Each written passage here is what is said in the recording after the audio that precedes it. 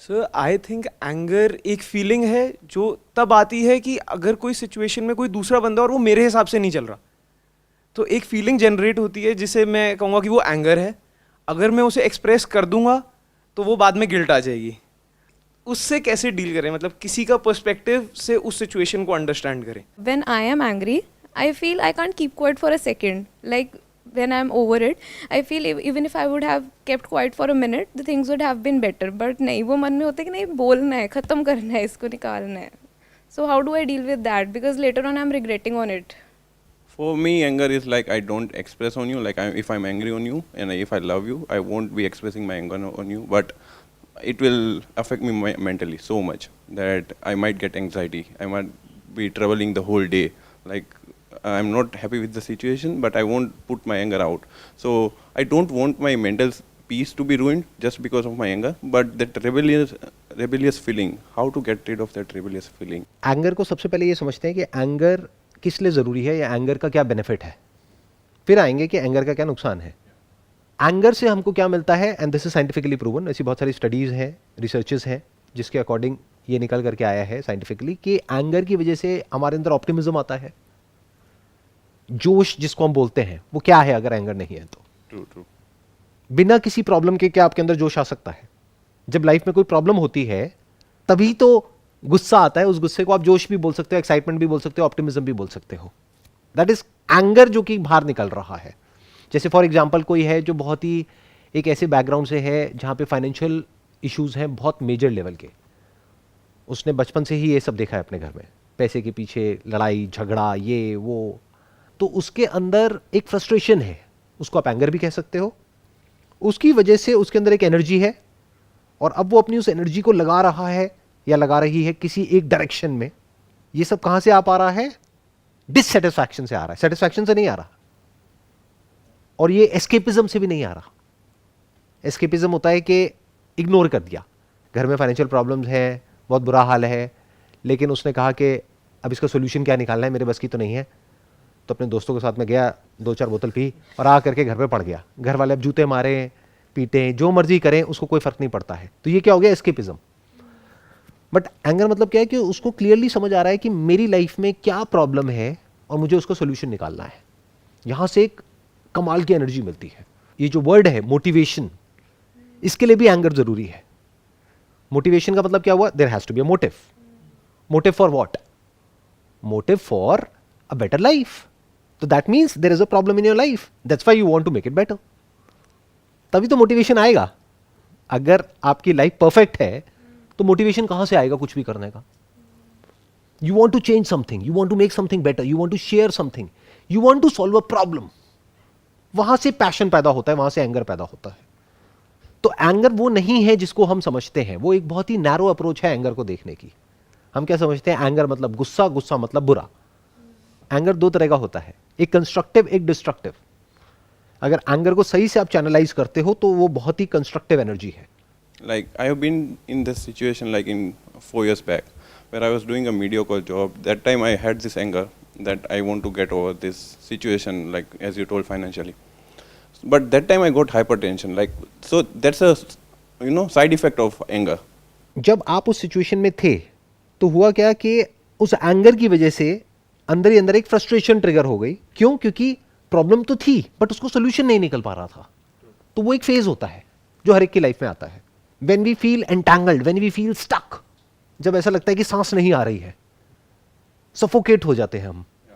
ये सब मैंने फील किया है अपनी लाइफ में, आप लोगों ने भी कभी ना कभी फील किया होगा कि ऐसा लगता है हम चारों तरफ से ट्रैप्ड हैं और कोई रास्ता नजर नहीं आ रहा होता है। तो एक टेम्पररी फेज आता है जब हमें समझ नहीं आ रहा होता है क्या करें, but this is part of the process. यहां से हो करके ही आप नेक्स्ट स्टेप पे पहुंच सकते हो, वो है सोल्यूशन। लाइफ में जब भी कुछ करना होता है ना, तो एक ये फेज आता ही आता है। इस फेज में इंसान के पास में 2 ऑप्शंस होते हैं। एक ये कि वो बड़ी एक पेनफुल स्टेट है, सफोकेटिंग लग रहा है, तो जहां से भी थोड़ी सी भी हवा आ रही है वो ले लो। ऐसा है जैसे सांस नहीं आ रही तो जहां से भी आ रही है वहां से ले लो। इंटरनेट पे टाइम पास करने लग जाओ, दोस्तों के साथ में जाकर के टाइम पास करने लग जाओ, मतलब कि वहां से ध्यान ही हटा लो, जो आपकी प्रॉब्लम है वहां से ध्यान हटा लो। That is called escapism. जो एस्केपिस्ट होते हैं उनके अंदर धीरे धीरे एंगर खत्म हो जाता है। तो आप लोगों का क्वेश्चन क्या है कि एंगर को कैसे खत्म किया जाए या एंगर को चैनलाइज कैसे किया जाए? चैनलाइज कैसे किया जाए? और चैनलाइज करने का जो पहला स्टेप होता है वो होता है सफोकेशन, क्योंकि जब तक वो सोल्यूशन नहीं निकलता है तब तक इरिटेशन भी होती है, प्रॉब्लम भी होती है, फ्रस्ट्रेशन भी होती है, सब कुछ होता है। बट अगर आप कहते हो मुझे वो नहीं चाहिए, तो दूसरी तरफ एक कंफर्ट जोन मिलेगा आपको। तो never ask this question to anybody कि मैं एंगर से कैसे बचूं। एंगर से बचना नहीं है, जिस दिन आपके अंदर से एंगर पूरी तरह से निकल गया उस दिन पैशन भी खत्म हो जाएगा। But we have to deal with the side effects, right? Side effects are part of the medicine. Anger is just like any other medicine. Medicine किस लिए होती है? किसी बीमारी को ठीक करने के लिए। बीमारी क्या है? प्रॉब्लम है। तो कोई प्रॉब्लम का सोल्यूशन निकालने के लिए you need anger, you need some kind of frustration with the problem, तभी तो आप निकालोगे, नहीं तो आप कहोगे चलता है।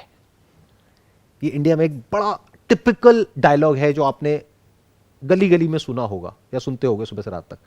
सब कुछ बेकार है लेकिन चलता है, सड़कें खराब है लेकिन चलता है, पोल्यूशन है लेकिन चलता है, ट्रैफिक रूल्स कोई फॉलो नहीं कर रहा है लेकिन चलता है, लाइफ की धज्जियां उड़ी हुई है लेकिन चलता है, जो मैं काम कर रहा हूं मुझे पसंद नहीं है लेकिन चलता है, बीवी पसंद नहीं है लेकिन चलती है, या हस्बैंड पसंद नहीं है और चलता है, सब कुछ चलता है।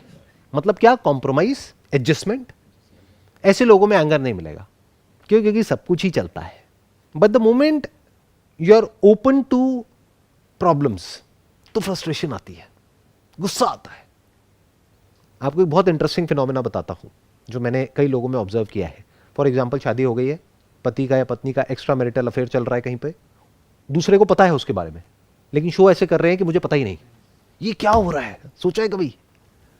बिकॉज सर आई फील कि हम लोगों का ब्रॉटअप भी उस तरीके से होता है कि हमारे पेरेंट्स या हमारे रिलेटिव्स या हमारे जितने भी सराउंडिंग्स में लोग हैं वो हमें मोस्ट ऑफ द टाइम्स बचपन से ये सिखाते हैं कि we need to adjust to maintain our relationships, we need to compromise on certain things to maintain our relationships and to take them for forever और maybe to long runs. और इसकी वजह से क्या होता है कि हम इतना ज़्यादा इग्नोर कर देते हैं कि हमारी जो सिचुएशंस हैं या जो हमारी सराउंडिंग्स हैं या जो हमारा एनवायरनमेंट है या जो हमारी दुनिया है जहाँ पर हम रह रहे हैं वो बद से बदतर होती चली जाती है, क्योंकि कोई कुछ करता ही नहीं है, कोई रिस्पॉन्सिबिलिटी लेने को तैयार ही नहीं है।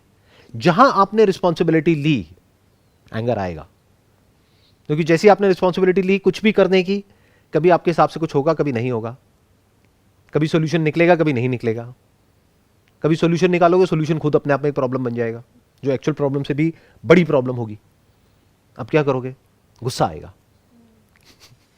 तो रिस्पॉन्सिबिलिटी का जो बाय प्रोडक्ट है दैट इज एंगर।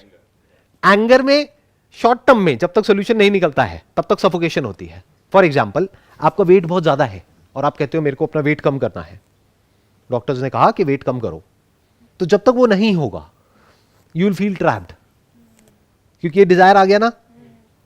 जिसके अंदर ये डिजायर ही नहीं है वो कहता है अरे क्या फर्क पड़ता है, जब जो होगा तब की तब देखा जाएगा, क्यों वेट कम करना है, बढ़ने दो। समझ गए? ज्यादातर लोग ऐसे जीते हैं, वो वहां से ध्यान ही हटा लेंगे, वो कहेंगे इस जर्नी को शुरू ही क्यों करना है वेट लॉस की। तो उसके अंदर एंगर भी नहीं है, वो लेजी है, चिल्ड आउट है, उसको कोई फर्क नहीं पड़ता है। ना उसको अपने डाइट को कंट्रोल करना है, ना एक्सरसाइज करनी है, ना अपने लाइफस्टाइल को चेंज करना है, जो जैसा चल रहा है वैसे ही सब कुछ चलेगा तब तक जब तक कि पानी सर के ऊपर से नहीं निकल जाता है। तब भी डॉक्टर्स तो है ही, हॉस्पिटल तो है ही। सर बट एंगर से जैसे जो ड्रिवन एक्शंस होते हैं, कभी कभी अगर हमें उससे उस एंगर से हमें वो चीज़ मिल गई जो हम चाहते हैं, तो अ वे ऑफ लाइफ वैसा हो जाता है कि अब हमें लगना शुरू हो जाता है कि पिछली बार भी एंगर था तो ये काम हो गया, अभी भी एंगर आएगा तो ये काम हो जाएगा। बट कहीं ना कहीं मेरे को नहीं लगता कि एंगर हमारी एक नेचुरल स्टेट है। वो कहीं ना कहीं अगर हमारा माइंडसेट में एंगर है तो वो हमारे फिजिकल बॉडी पे भी, हमारी बॉडी लैंग्वेज पे, हर चीज़ पे वो रिप्रेजेंट करेगा। एंगर का जो रूट कॉज है वो है डिजायर। डिजायर का जो रूट कॉज है वो है कि या तो वांट या नीड। नीड है तो कोई दिक्कत ही नहीं है, वांट है तो बहुत बड़ी दिक्कत है आपके खुद के लिए भी और औरों के लिए भी, क्योंकि वांट्स अनलिमिटेड है, नीड्स लिमिटेड है। नीड्स को डिफाइन किया जा सकता है, वांट्स को कभी भी डिफाइन नहीं किया जा सकता। वांट्स के चक्रों में उलझ करके रह गए और वहां पे एंगर पैदा होने लग गया आपके अंदर, तो 24 घंटे आप एंग्री रहोगे। तो get angry because of the needs but not because of the wants. Problem दो तरह की होती है ना, एक है problem related to what you want, एक है problem related to what you need. जैसे खाना, पानी, रहना, ये तो नीड हो गई ना। सो एंगर कंस्ट्रक्टिव कब होता है और डिस्ट्रक्टिव कब होता है, ये हमको समझना है। जब एंगर ऐसी प्रॉब्लम से कनेक्टेड होता है जो आपकी लाइफ की नीड है और ध्यान पूरी तरह से सॉल्यूशन पे होता है, तो एंगर कंस्ट्रक्टिव है। इसको बोलते हैं सॉल्यूशन ओरिएंटेड अप्रोच। बट अगर आपका एंगर कनेक्टेड है आपके डिजायर्स से, जो कि अनलिमिटेड है, कि मेरी बीवी को मेरे से इस तरह से बात करनी चाहिए, मेरे पेरेंट्स से इस तरह से बात करनी चाहिए, ये होना चाहिए, वो होना चाहिए, ये पूरी दुनिया मेरे हिसाब से चलनी चाहिए, मेरे बिजनेस में कभी भी अप्स एंड डाउन्स नहीं आने चाहिए, हमेशा अप ही अप होना चाहिए, ये सब क्या है? Anger connected to desires. This is destructive. क्यों? डिजायर्स में प्रॉब्लम क्या होती है, या तो वो डिजायर पूरा होता है एंगर के थ्रू या नहीं होता है।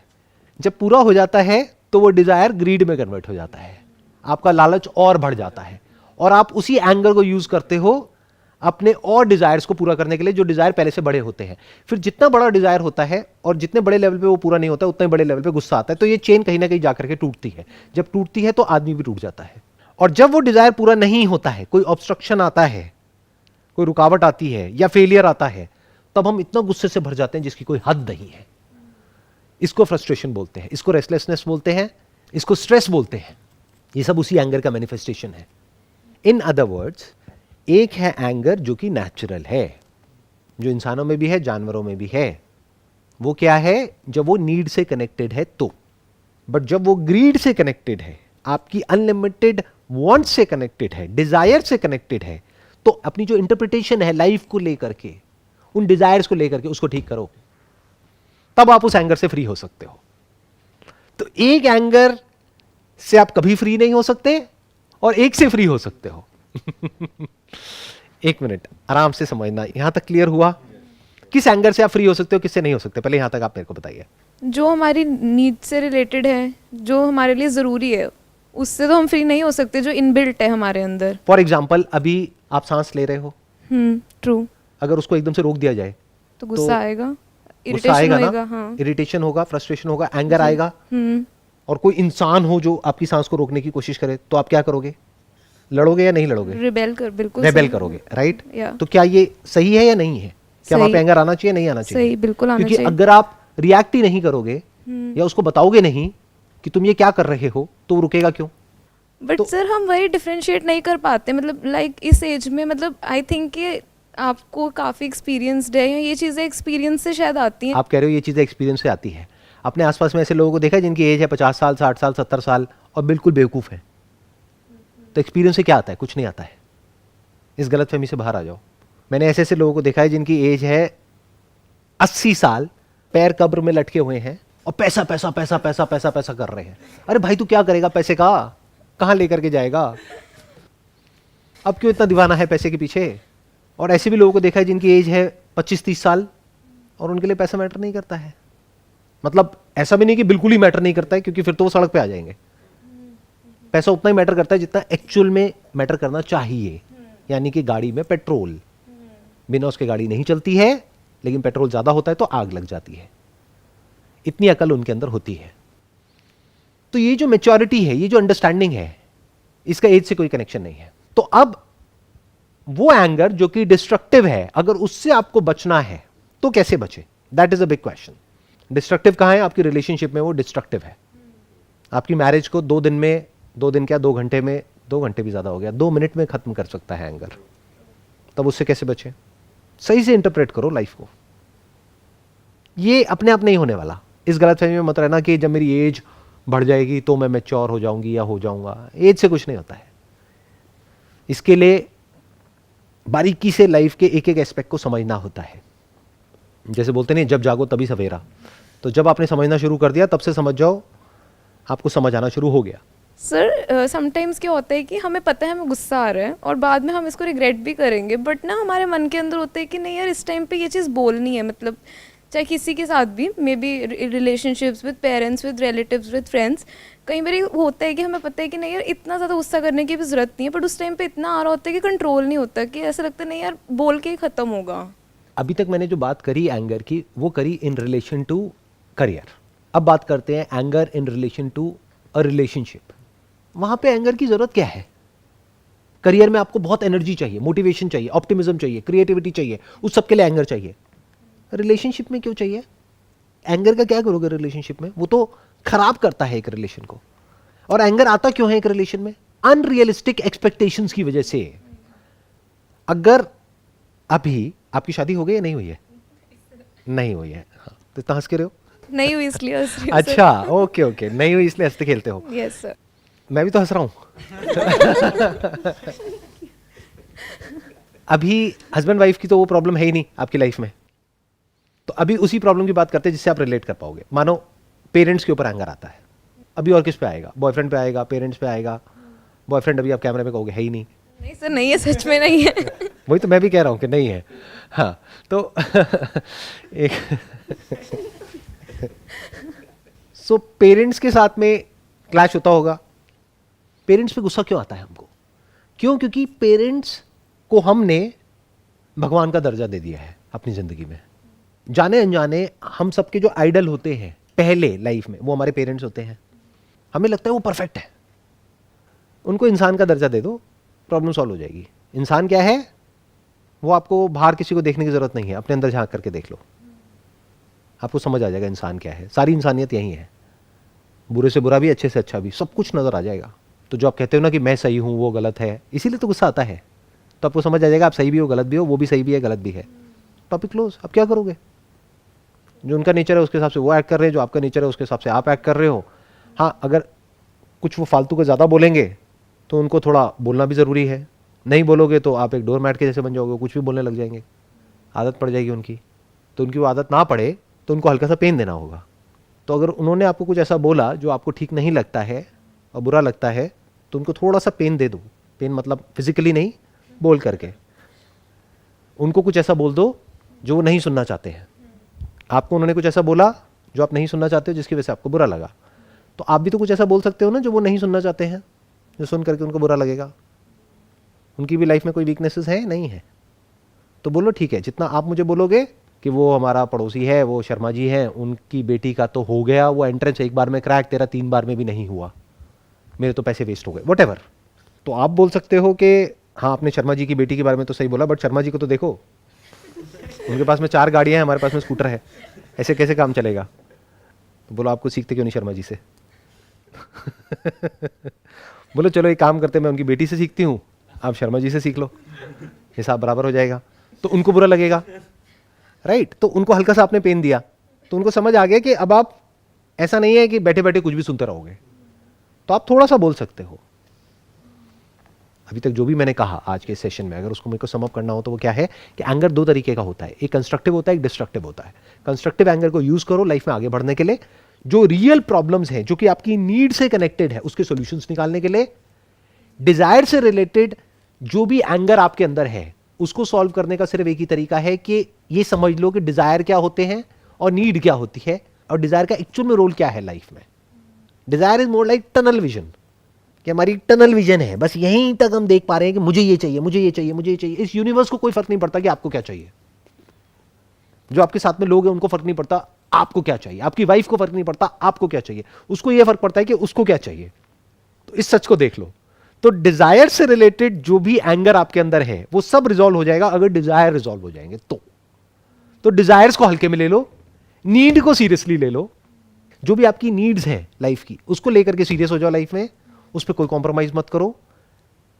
डिजायर्स को बिल्कुल हल्के में लो। क्या बड़ी गाड़ी, क्या छोटी गाड़ी, स्टेटस क्या होता है, दिखावा क्या होता है, ये सब क्या है? डिजायर्स है। इससे रिलेटेड एंगर अगर आपके अंदर आ रहा है तो अभी आप बेवकूफ हो, लाइफ को अच्छे से नहीं समझते हो। मुझे ये चाहिए, नहीं मिल रहा है, मुझे गुस्सा आ रहा है, तो चाहिए या जरूरत है? दोनों में बड़ा फर्क है। चाहिए तो कुछ भी हो सकता है ना। चाहिए तो आपका ये भी हो सकता है कि ये मेरा पार्टनर है, ये बिल्कुल वैसे ही बिहेव करे जैसे कि मेरी मां या मेरे फादर बिहेव करते हैं। चाहत तो आपकी कुछ भी हो सकती है। चाहत का क्या है? अरे वो लड़की आपकी मां थोड़ी है, वो लड़का आपका बाप थोड़ी है, तो वो कैसे हो सकता है? ये एक इम्पॉसिबल एक्सपेक्टेशन है जिसको हम सुपर इंपोज कर देते हैं सामने वाले के ऊपर और फिर खुद ही परेशान होते हैं। तो इसका रेजोल्यूशन क्या है? एक्सपेक्टेशंस को ऑलमोस्ट जीरो कर दो, बिल्कुल रियलिटी पे बेस्ड कर दो, नीड के लेवल पे ले आओ। जितनी जरूरत है बस बहुत है। वांट्स को बीच में से बिल्कुल हटा दो। तो आप देखोगे लाइफ सिंपल हो जाएगी. I hope that sums up the entire conversation या डिस्कशन जो भी आज हमने यहाँ पर करी है. Wish you all the best. It was pleasure talking to you and pleasure meeting you. Thanks.